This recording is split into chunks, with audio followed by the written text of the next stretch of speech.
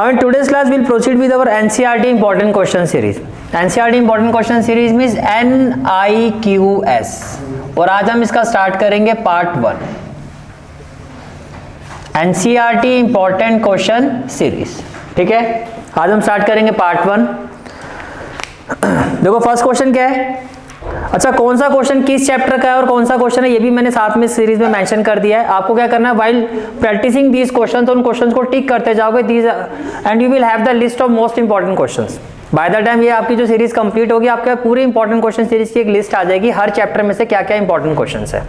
तो जिस चैप्टर का जो क्वेश्चन है वो मार्क करते जाओगे. ठीक है, जैसे कि ये जो फर्स्ट क्वेश्चन है आपका फर्स्ट चैप्टर नंबर सिस्टम का ही और एक्सरसाइज 1.2 का क्वेश्चन नंबर 3 है. Show how root 5 can be represent on the number line. आपको पूछा जा रहा है, this is the question from exercise 1.2 and this is the question number 3. और आपने देखा होगा आपके एग्जाम में भी ये क्वेश्चन काफी बार आया होगा कि रूट 5 को नंबर लाइन में रिप्रेजेंट करो. अब मैं इसको आपका वे बताया तो कैसे करना है आपको. देखो रूट 5 जो होता है आपका, इसके लिए पहले आपको क्या करना होता है, जस्टिफिकेशन करनी होती है. क्या करनी होती है, जस्टिफिकेशन.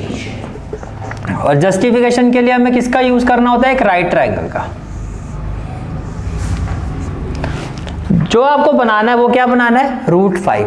आपको रूट 5 को यहाँ हाइपोटेन्यूज में लेके आना है.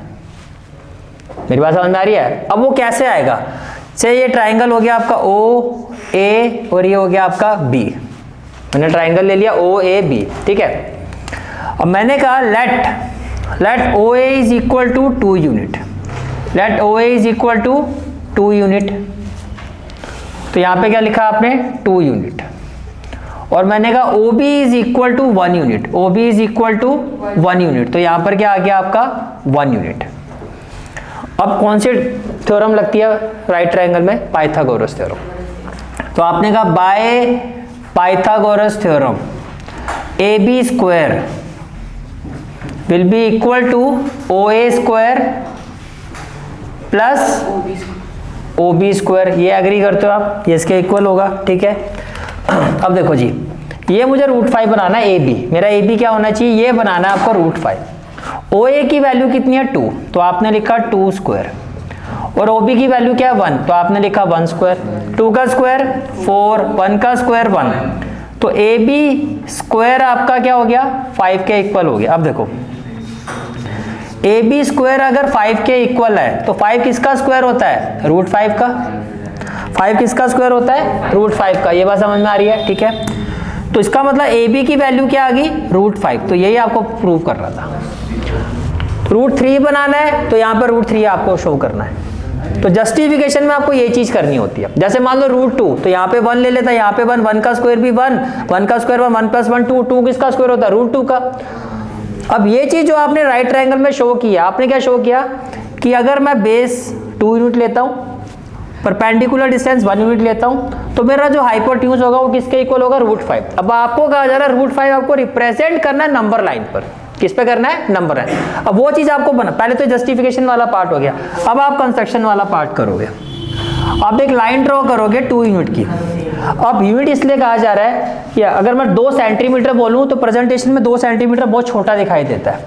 यूनिट से क्या होता है, आप अपना स्केल चेंज कर सकते हो. जैसे मैंने कहा 1 यूनिट को हम 2 सेंटीमीटर ले लेते हैं, तो 2 यूनिट कितना हो जाएगा, 4 सेंटीमीटर. तो दैट इज थोड़ा आपको दिखेगा डायग्राम. ठीक है, तो मैंने एक लाइन ड्रॉ की से ओ ए, जो क्या है 2 यूनिट और सेंटीमीटर में कितनी है 4 सेंटीमीटर. तो मैंने 4 सेंटीमीटर की एक लाइन ड्रॉ कर दी. 4 सेंटीमीटर की एक लाइन ड्रॉ कर दी. ये बात समझ में आ गया. ठीक है, आइडियली आप इसको ए ओ ले लो. क्या ले लो, ए ओ, यानी कि ओ ए बी. क्या ले लो, ओ ए बी. ठीक है जी. अब ए पर क्या है, आपने एक लाइन बनाई है 1 यूनिट की. तो 1 यूनिट किसके इक्वल है, 2 सेंटीमीटर. तो पहले आप ए पे 90 डिग्री का एंगल बनाओगे. इस पॉइंट पे क्या रखोगे, कंपास. कंपास रख के इसको इस तरह से ऐसे लेके जाओगे. यहाँ पे क्या रखा, कंपास. ये हो गया पॉइंट 1. कहाँ पे रखोगे कंपास को, यहाँ पर. पॉइंट 2 पर क्या रखोगे, पेंसिल. और कंपास रख के इसको इस तरह से ऐसे डॉटेड लेके जाओगे. ये समझ में आ गया. ठीक है, फिर कंपास रखोगे पॉइंट 2 पर, और जितना वो कंपास आपने ओपन किया हुआ है with the same radius value, यहाँ कंपास और यहाँ एक आर्क लगा दोगे. फिर कंपास यहाँ रखोगे फिर एक रेडियस यहाँ आ जाएगा आपका। बात समझ में आ गया? ठीक है, पहले कंपास यहाँ रखा, एक आर्क लगा दी, फिर कंपास यहाँ रखा, एक आर्क ये लगा दी, फिर दोनों पर ही आपने कंपास रखा और एक आर्क ऐसे और एक आर्क ऐसे लगा दी। अब ये जो एंगल आपका बनेगा ये होगा आपका 90 डिग्री। 90 डिग्री वैसे भी आपको आता ही है बनाना। अब ये जो डिस्टेंस है कितना आपका 1 यूनिट यानी कि 2 सेंटीमीटर। अब आप कंपास को स्केल पर खोलोगे 2 सेंटीमीटर, कितना खोलोगे 2 सेंटीमीटर, कंपास यहाँ रखोगे और 2 सेंटीमीटर की आर्क ऐसे लगा दोगे, तो ये वाला पॉइंट क्या हो जाएगा आपका पॉइंट बी। जैसे मैं बी को ओ से जोड़ूंगा, ये जैसे मैं बी को किससे जोड़ूंगा ओ से, तो ये क्या हो जाएगा आपका √5। ये क्या हो जाएगा √5। तो आप ऑलरेडी पहले जस्टिफाई कर चुके हो। अब क्वेश्चन ये होता है हमें तो नंबर लाइन पे दिखाना है, तो नंबर लाइन के लिए आप क्या करोगे, यहाँ रखोगे कंपास, यहाँ रखोगे पेंसिल, इतना इसको ओपन कर दोगे और फिर आप इसको ऐसे ऐसे ऐसे करते हुए नीचे लेके जाओगे और जैसे ही वो लाइन पर आएगा यही आपका क्या होगा √5। बात समझ में आ गई? ठीक है। अब जो नेक्स्ट क्वेश्चन है आपका दैट इज चैप्टर 2 पॉलिनोमियल का क्वेश्चन है आपका, और ये आपका चैप्टर 2 पॉलिनोमियल का एग्जाम्पल 10 है। जो नेक्स्ट क्वेश्चन है वो आपका चैप्टर 2 का एग्जाम्पल 10 है, एग्जाम्पल 10।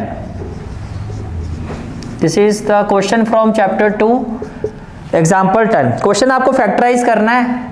देखो सारे वेरिएबल x में तो मैं लिख रहा हूँ px, x³ minus 23x² plus 142x minus 120 क्या इतनी बात समझ में आ रही है? ठीक है, तो सबसे पहला स्टेप क्या होता है hit and trial.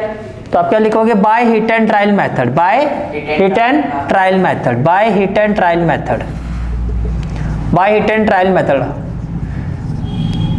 Put x equal to 1, put x equal to 1, मैंने x की जगह 1 पुट कर दिया, तो P1 की वैल्यू क्या हो जाएगी 1³ माइनस 23 1² प्लस 142 इंटू 1 और माइनस 120। ये बात समझ में आ रही है? ठीक है, तो ये हो गया 1 माइनस 23 प्लस 142 माइनस 120 और माइनस ये आपका माइनस माइनस कितना हो जाएगा, ये हो जाएगा आपका माइनस 143 और 142 प्लस 1 प्लस 143, तो ये आ गया 0। आ गया ना 0।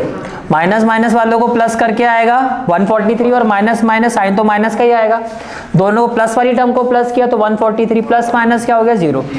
जब ये 0 आया तब x की वैल्यू 1 थी, जब ये 0 आया तो x की वैल्यू क्या थी 1 को इधर लेके आओ तो क्या हो जाएगा x माइनस 1 को इधर लेके आओगे तो क्या हो जाएगा x माइनस 1। तो can I say that therefore x minus 1 is one of the factor of px, is one of the factor of px।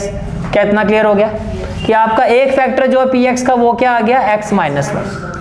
यहाँ तक बात समझ में आ रही है? ठीक है।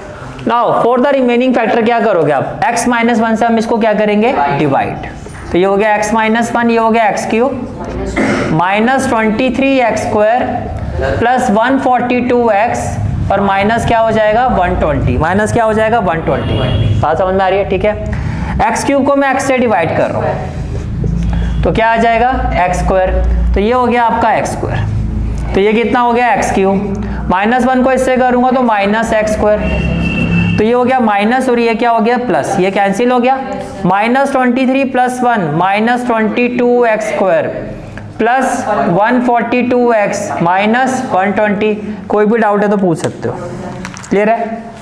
अब फर्स्ट वैल्यू क्या है माइनस 22x² और यहाँ से फर्स्ट वैल्यू क्या है x, ये इससे कैंसिल हो गया, तो ये हो गया माइनस 22x हो गया, माइनस 22x को x से करोगे तो माइनस 22x², माइनस माइनस क्या हो जाएगा प्लस 22x माइनस और ये हो गया प्लस, ये कैंसिल हो गया, 142 माइनस 22 हो गया 120x और प्लस माइनस में क्या हो गया 120, क्या हो गया 120।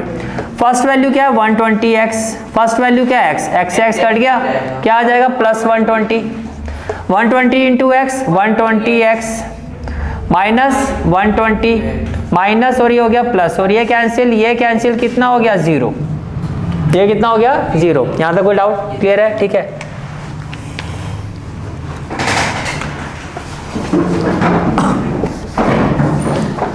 नाउ फॉर रिमेनिंग फैक्टर, अब जो आपकी वैल्यू आई है वो क्या आ गई x² माइनस 22x प्लस 120, ये वैल्यू आ गई आपकी। अब देखो आपने कहा था ये इसका फैक्टर है, तो डिवाइड करके रिमाइंडर 0 आना चाहिए था, वो आपका आ गया। इसको इससे डिवाइड करके ये आ गया। अब लास्ट स्टेप क्या होगा, अब आप फैक्टराइज करोगे। Now factorize X square minus 22x plus 120 के ऐसे फैक्टर की 22 आ जाए। बोलो जी, 120 के ऐसे फैक्टर बनाओ कि 12 और 10, 12 10 जब 120 होता है, तो ये क्या हो जाएगा, it is equal to X square minus 12x minus 10x, minus minus plus minus 22 आना चाहिए। दोनों को मल्टीप्लाई करके माइनस माइनस प्लस होके प्लस 120 ही आएगा। यहाँ से कॉमन क्या आ जाएगा, x ब्रैकेट में क्या हो गया, x माइनस 12, यहाँ से आ गया माइनस 10 ब्रैकेट में हो गया x माइनस 12। कोई डाउट है तो बताओ, क्लियर है यहाँ तक, ठीक है। कॉमन फैक्टर क्या आ जाएगा आपका, x माइनस 12 और ये हो गया x माइनस 10। तो हाईएस्ट पावर डिग्री कितनी थी, 3 फैक्टर भी आ गए। Therefore required factors are, required factors are, एक फैक्टर क्या होगा x माइनस 1, दूसरा क्या होगा x माइनस 12 और तीसरा क्या होगा x minus 10। And this is the final answer of this question and one of the important question from this chapter. Clear हो गया, ठीक है। नेक्स्ट क्वेश्चन जो है आपका वो चैप्टर 3 से है और इस चैप्टर 3 का एग्जाम्पल 1 है। देखो इस क्वेश्चन को करने से पहले मैं आपको एक कंसेप्ट समझा देता हूँ चैप्टर 3 का, क्योंकि इसमें ज़्यादा इंपॉर्टेंट क्वेश्चन कुछ है नहीं अगर मैं एनसीईआरटी की बात करता हूँ, ठीक है। 1 या 2 सीरीज में आपको दिखाई देंगे, उसके बाद ये चैप्टर तो आपको दिखेगा ही नहीं। तो कंसेप्ट क्या है इसका कि ये क्या होता है, क्वाड्रेंट होता है। This is the first quadrant, this is the second quadrant, this one third and this one fourth. जो फर्स्ट क्वाड्रेंट है उसमें एक्स और वाई दोनों ही क्या होते हैं, पॉजिटिव। सेकंड क्वाड्रेंट में एक्स और वाई का क्या रिलेशन होता है, एक्स आपका क्या होता है, नेगेटिव, वाई पॉजिटिव। थर्ड में क्या होता है, एक्स भी नेगेटिव वाई भी नेगेटिव, और फोर्थ में क्या होता है, एक्स पॉजिटिव और वाई नेगेटिव। क्वाड्रेंट होते हैं। ये जो पॉइंट होता है इसको हम कहते हैं ओरिजिन। ये पॉइंट क्या होता है आपका, ओरिजिन। तो ओरिजिन पॉइंट के कोऑर्डिनेट्स क्या होते हैं, 0,0। ये जो एक्स एक्सिस वाला पॉइंट होता है, ये जो एक्सिस होता है एक्स एक्सिस को हम कहते हैं हॉरिजॉन्टल एक्सिस। क्या कहते हैं, हॉरिजॉन्टल एक्सिस। और ये जो वर्टिकल एक्सिस होता है इसको हम क्या कहते हैं, मतलब ये जो वाई एक्सिस होता है इसको हम क्या कहते हैं, वर्टिकल एक्सिस। ये भी क्लियर हो गया। एक्स एक्सिस क्या होता है, हॉरिजॉन्टल, वाई एक्सिस क्या होता है, वर्टिकल। तो ये बात क्लियर हो गई, ठीक है। अच्छा अब आगे देखो, इसके बाद ये समझो कि जब आप एक्स और वाई कहते हो तो एक्स क्या होता है, एब्सिसा, और वाई को हम क्या कहते हैं, ऑर्डिनेट, और दोनों मिला के क्या बनता है, कोऑर्डिनेट। दोनों मिला के क्या बनता है, कोऑर्डिनेट। ये बात समझ में आ रही है, ठीक है। उसमें आपसे पूछा जा रहा है फर्स्ट पार्ट में, ये रब कर दूं मैं। फर्स्ट पार्ट में देखो आपसे क्या क्या पूछा जा रहा है। फर्स्ट पार्ट में आपसे पूछा जा रहा है बी पॉइंट का एब्सिसा क्या होगा, और बी पॉइंट का यहाँ पूछा जा रहा है एब्सिसा, और यहाँ पूछा जा रहा है ऑर्डिनेट। यानी कि यहाँ पूछा जा रहा है इसका एक्स क्या है और इसका वाई क्या है। ये बात समझ में आ रही है, ठीक है। हैंस द कोऑर्डिनेट, और फिर दोनों को मिला के क्या है, जो कोऑर्डिनेट बनेगा वो क्या होगा। ये आपका फर्स्ट पार्ट में पूछा जा रहा है। पहले जो चीजें पूछी जा रही है वो मैं लिख लेता हूँ, फिर सीधा हम फिगर पे चलते हैं। सेकंड में पूछा जा रहा है X coordinate and Y coordinate of M point. इसी तरह से एम का एक्स क्या होगा, वाई क्या होगा, और दोनों का कोऑर्डिनेट क्या होगा। पॉइंट थर्ड पर आ जाओ। पॉइंट थर्ड में पूछा जा रहा है X coordinate and Y coordinate of point L. L का एक्स, एल का वाई और ओवरऑल कोऑर्डिनेट। पॉइंट 4 पर आ जाओ। यही सेम चीज पूछी जा रही है एस के लिए। एस का एक्स क्या होगा, वाई क्या होगा, और एस का कोऑर्डिनेट क्या होगा। क्लियर हो गया। अब आ जाओ जी फिगर पर। जब आप फिगर पर आओगे, अगर आप वाई बी, हाँ सबसे पहले कौन सा, बी पॉइंट। बी का एक्स देखो क्या है, 4। अगर आप लाइन को देखो 4 पे टच हो रही है, और बी का वाई का है, टच हो रहा है लाइन जो बी के वाई है। बी ऑर्डिनेट का मतलब क्या है, वाई एक्सिस। उसी पॉइंट बी से जो लाइन जा रही है वो बी एक्सिस को टच करिए 3 पर। तो एक्स कोऑर्डिनेट होता है एक्स कॉमा वाई। तो कोऑर्डिनेट क्या हो गया, 4,3। 4,3। क्लियर हो गया। 4 होगा ना एक्स, तो एक्स कॉमा वाई होता है ना। बी पॉइंट को देखो, बी पॉइंट से जो लाइन एक्स एक्सिस को टच करिए किस पॉइंट पे कर रही है, इसको हॉरिजॉन्टल करो। ये क्लियर हो गया, ठीक है। इसके बाद देखो नेक्स्ट है आपका पॉइंट एम। पॉइंट एम से जो लाइन एक्स एक्सिस को टच कर रही है वो -3 पर कर रही है, और वाई एक्सिस को टच कर रही है 4 पर। तो कोऑर्डिनेट हो गया -3 और 4। पॉइंट एल को देखो, पॉइंट एल से जो लाइन एक्स एक्सिस को टच कर रही है -5, और वाई एक्सिस को टच करिए -4। तो कोऑर्डिनेट हो गया -5 -4। पॉइंट एस पर देखो एक्स एक्सिस को जो टच कर रही है ये लाइन पॉइंट एस से वो 3 पर कर रही है और वाई को कर रही है -4 पर, तो कोऑर्डिनेट हो गया 3 और -4 और ये क्वेश्चन आपका कंप्लीट। ठीक है, next question is from chapter 4 और ये चैप्टर 4 का एक्सरसाइज 4.1 का क्वेश्चन नंबर 2 है। ये भी एग्जाम में बहुत बार पहले पूछा गया है क्वेश्चन। देखो आपको कहा जा रहा है express the following linear equation in the form of ax plus by plus c equal to 0। से this is the question number 1। सभी पार्ट के लिए क्वेश्चन नंबर 1 और जितने भी जैसे आपका फर्स्ट पार्ट है, फर्स्ट पार्ट की क्वेश्चन क्या है 2x प्लस 3y। अब देखो ये जो इक्वेशन है इसमें इक्वल टू में क्या है 0, तो इसमें इक्वल टू में 0 रखना है। तो 9.35 बार को आप लेफ्ट हैंड साइड पे लेके आओगे तो -9.35 बार हो जाएगा इक्वल टू 0। इसी तरह से जो पार्ट 2 है, पार्ट 2 क्या है आपका x minus Y by 5 minus 10 equal to 0। Part third क्या है आपका -2x प्लस 3y, अगेन 6 को लेफ्ट हैंड साइड पे लेके आओ -6 इक्वल टू क्या हो जाएगा 0। इसी तरह से पार्ट 4 देखो क्या है आपका x इक्वल टू 3y है, -3y इक्वल टू क्या हो जाएगा 0। पार्ट 5 पे आ जाओ 2x इक्वल टू -5y है, यहाँ लेके आओ प्लस 5y इक्वल टू क्या हो जाएगा 0।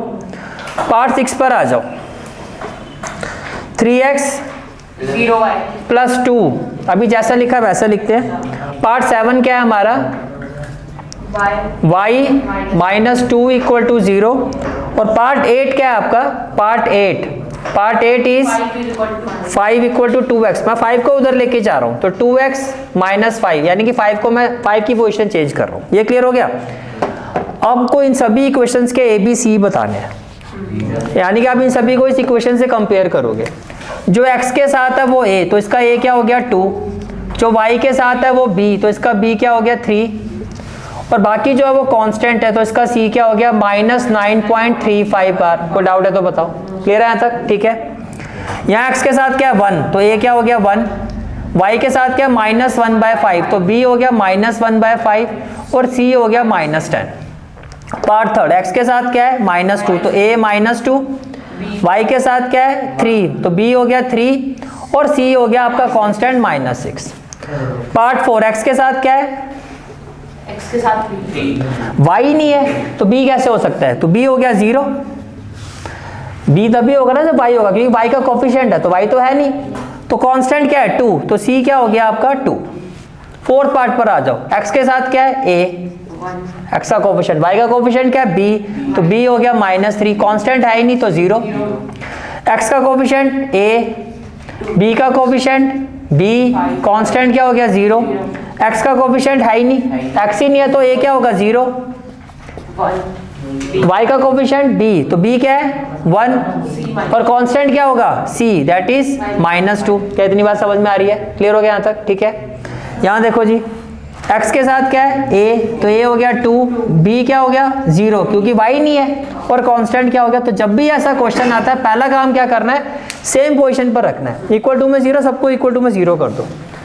फिर जो x का कोफिशिएंट है वो a, y का जो कोफिशिएंट दिया हुआ है b है तो b और बाकी जो होगा कांस्टेंट। ये बात समझ में आ रही है? ठीक है। नेक्स्ट जो क्वेश्चन है वो बहुत ही इंपॉर्टेंट आपका पोस्टुलेट है यूक्लिड्स का, जो इसमें एग्जाम से क्वेश्चन आता है, तो वो आपका है पोस्टुलेट 5। वो क्या है आपका पोस्टुलेट 5।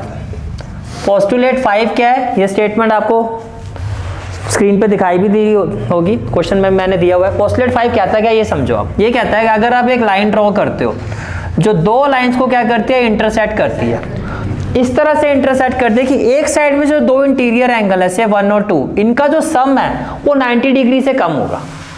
फिर से रिपीट कर रहा हूं, एक लाइन फॉल कर रही है, दो लाइन पर फॉल कर रही है, इस तरह से फॉल कर रही है कि एक साइड पे जो इंटीरियर एंगल है इनका जो सम है वो 90 डिग्री से क्या है कम है, 90 डिग्री से कम है।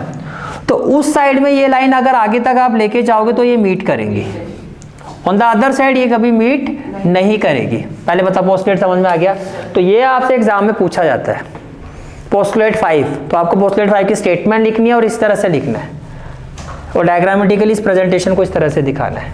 ठीक है। अब देखो पोस्टुलेट 5 है क्या, तो जब एग्जाम में आएगा आप एग्जैक्टली इसी लैंग्वेज पर लिख के आओगे। If a straight line falls on two straight line, अगर एक स्ट्रेट लाइन दो स्ट्रेट लाइन पर क्या करती है फॉल करती है, makes the interior angle on the same side of it taken together less than 2 right angle. इसके एक साइड पे जो 2 इंटीरियर एंगल है उनका सम अगर 90 डिग्री से क्या होता है, come, then the 2 straight line if produce indefinitely, अगर इन 2 स्ट्रेट लाइन को आप आगे तक लेके जाओगे तो meet on that side on with the sum of the angle is less than the 2 right angle. तो इस साइड पर जब आगे लेके जाओगे तो ये मीट करेंगे। समझ में आ गया? तो ये पोस्टलेट आपको अच्छे से प्रिपेयर करना है विद दिस डायग्रामेटिक प्रेजेंटेशन और ऐसे इसको एक्सप्लेन करना है। ये एग्जाम में पूछा जाता है आपसे। तो इस चैप्टर का इंपॉर्टेंट क्वेश्चन मैंने ये लिया है। क्लियर हो गया? नेक्स्ट क्वेश्चन है आपका लाइन्स एंड एंगल का, चैप्टर 6 का, that is example 2। Again very important question. ये आपका चैप्टर 6 का एग्जाम्पल क्या है, 2 है। क्वेश्चन देखो क्या आपका, इफ रे, देखो पहले मैं फिगर बना लेता हूं। आपको एक लाइन सेगमेंट गिवन है क्या, पी क्यू, जिस पर एक रे है आपकी ओ एस, एक रे है आपकी ओ एस। ये क्लियर हो गया? ठीक है। यहां से फिर एक आपकी रे आती है, ये क्वेश्चन में गिवन है, ये क्या है, आर ओ आर, और ये क्या आपका ओ टी, ये क्या आपका ओ टी। ये क्लियर हो गया? ठीक है।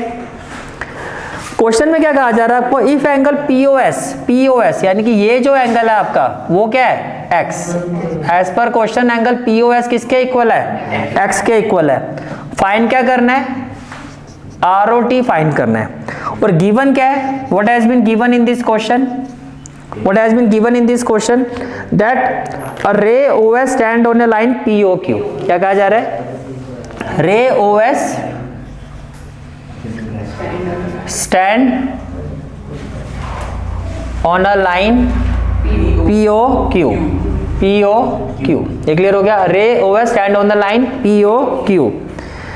फिर आपको कहा जा रहा है ray OR and OT are angular bisector, comma ray OR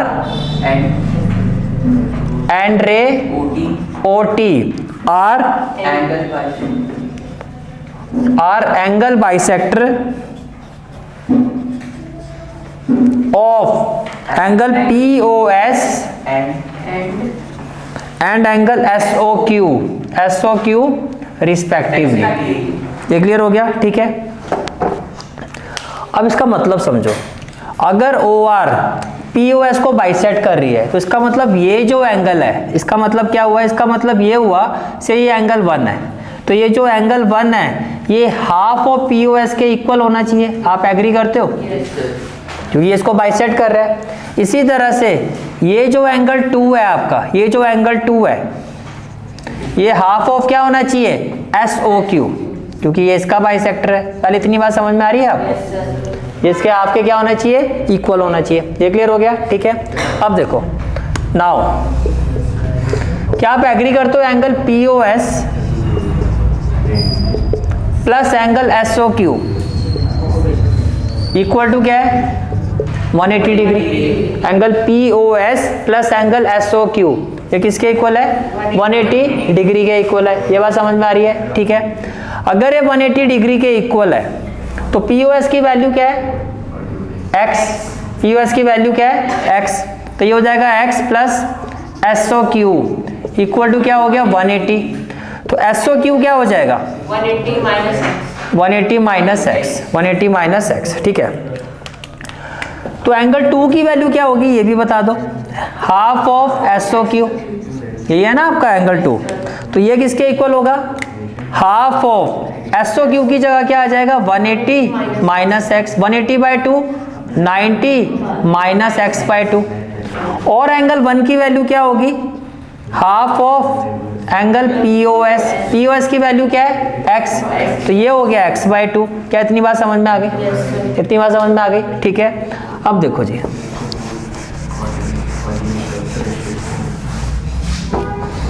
अब आप ये समझो, कैन आई से दैट आपको फाइंड क्या करना है, एंगल ROT। एंगल ROT क्या आप एग्री करते हो, एंगल 1 प्लस एंगल 2 के इक्वल होगा। ROT 1 प्लस 2, 1 की वैल्यू क्या आई है, x by 2।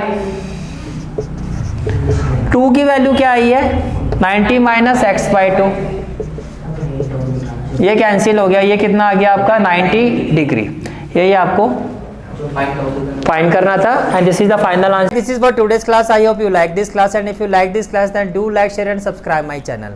And don't forget to press the bell icon. Bell icon press करने से क्या होगा, जो भी मैं लेक्चर अपलोड करूंगा you will get the notification of that lecture.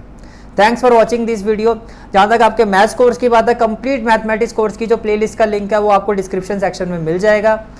So bye, take care and have a great day.